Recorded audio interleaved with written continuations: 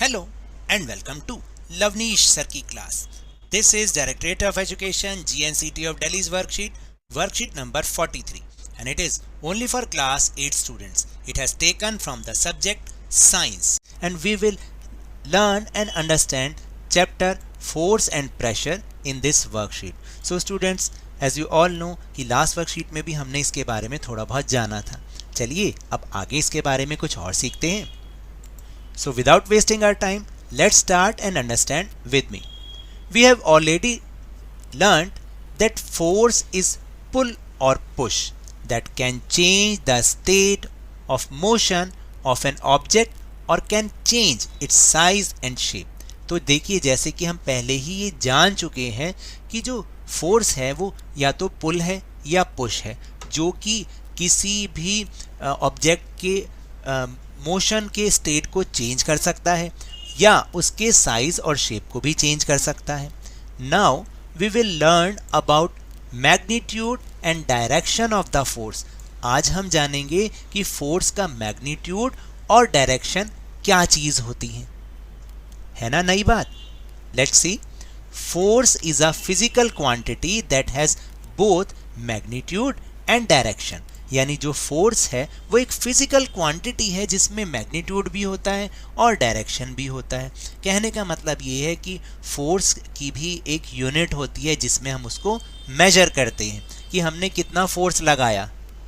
तो देखिए, the direction in which an object is pushed और pulled is called the direction of the force. यानी कहने का मतलब है कि भाई आप जिस भी डायरेक्शन में किसी चीज को पुल कर रहे हो या पुश कर रहे हो तो उसको हम डायरेक्शन ऑफ द फोर्स कहते हैं.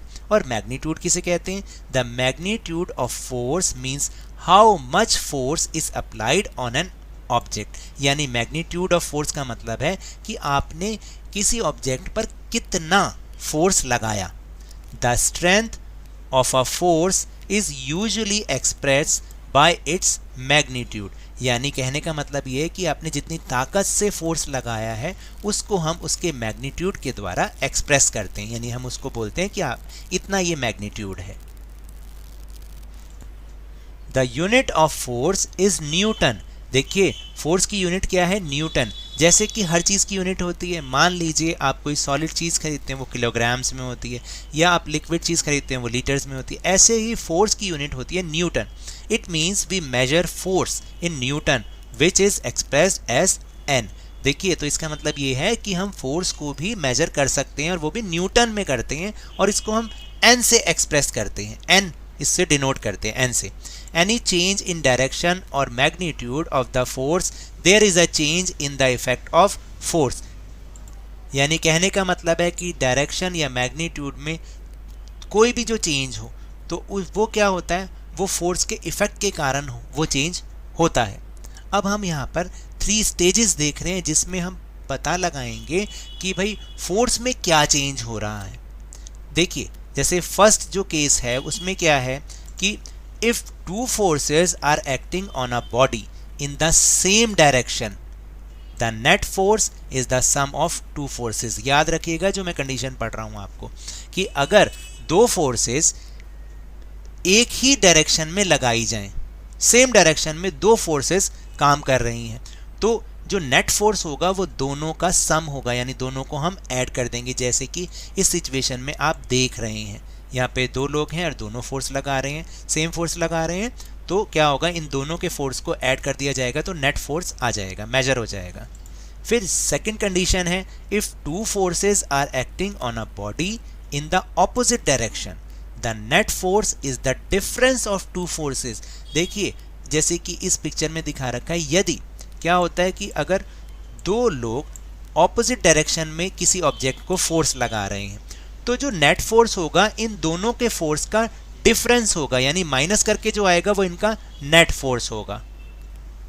देन थर्ड सिचुएशन या third condition, if the 2 forces are equal in amount and opposite in direction, the net force on the body will be 0. देखिए, जो थर्ड पिक्चर आपको दिखा रखी है कि अगर 2 ऑपोजिट डायरेक्शन में सेम फोर्स लगाया जा रहा है, ऑपोजिट डायरेक्शन में दोनों तरफ से सेम फोर्स लगाया जा रहा है, तो जो नेट फोर्स होगा वो क्या होगा, वो 0 हो जाएगा। तो 3 कंडीशन, अगर सेम डायरेक्शन में 2 फोर्स हैं तो 2 फोर्सेस हैं तो वो सम होगा यानी ऐड होगा। अगर अपोजिट डायरेक्शन में 2 फोर्सेस हैं तो उनका डिफरेंस होगा। और अगर अपोजिट डायरेक्शन में सेम फोर्स होगा तो यानी फोर्स जो है वो इक्वल होगा, तो नेट फोर्स 0 हो जाएगा। Now will move on our question answer section. First is filling the blanks. Push और पुल इज कॉल्ड, क्या कहते हैं, पुश और पुल को क्या कहते हैं, फोर्स कहते हैं। पुश और pull is called force. Then a dash can change the state of motion of an object, यानी किसी ऑब्जेक्ट के मोशन की अवस्था को वो चेंज कर सकता है, क्या होता है, force. A force can change the state of motion of an object. Third is force has both magnitude, और क्या होता है फोर्स के अंदर, direction. Yes, force has both magnitude and direction.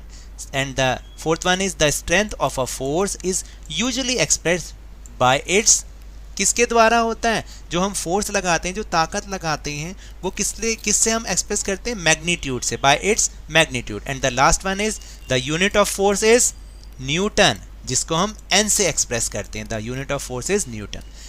Then questions ध्यान से समझिएगा, बहुत इजी क्वेश्चंस हैं। If 2 forces of 5n and 3n are acting on a body in same direction, the resultant force will be, क्या होगा, देखिए 2 forces है 5n और 3n है और दोनों सेम डायरेक्शन में यूज हो रहे हैं, एक्ट हो रहे हैं, कर रहे हैं, तो क्या होता है, मैंने बताया था सम हो जाएगा यानी ऐड हो जाएंगे। 5n plus 3n is equal to 8n, तो रिजल्टेंट फोर्स आएगा 8n। Then question number 3 is if 2 forces of 5n and 3n are acting on a body in opposite direction, the resultant force will be, क्या होता है, देखिए जब opposite direction में force act कर रहा होता है तो body पर उसका क्या इफेक्ट होता है, वो दोनों माइनस हो जाते हैं, यानी नेट फोर्स क्या होता है, माइनस हो जाता है। समझाया था ऑपोजिट डायरेक्शन में तो माइनस होता है। तो 5n minus 3n is equal to 2n, तो रिजल्टेंट फोर्स क्या होगा, 2n होगा। So now that's all for this worksheet. अगर मेरे इस तरह समझाने से आपको थोड़ा सा भी समझ में आया हो तो इस चैनल को ज़्यादा से ज़्यादा सब्सक्राइब कीजिए, लाइक कीजिए और बहुत ज़्यादा शेयर भी कीजिए। और हाँ, मेरे साथ इसी तरह आसानी से वर्कशीट को समझते रहिए, लेकिन ध्यान और मन लगाकर पूरी मेहनत और लगन के साथ, ऑनलाइन ही सही, पढ़ते जरूर रहिए। And if you want to defeat corona virus then please wash your hands with soap and water regularly and please wear your mask. और जब भी पॉसिबल हो, जब भी अवेलेबिलिटी ऑफ वैक्सीन हो, इसकी वैक्सीनेशन अवश्य कराएं, क्योंकि कोरोना को हराना है और ज़िंदगी को एक बार फिर से सुहाना बनाना है। इसी उम्मीद के साथ थैंक यू वेरी मच।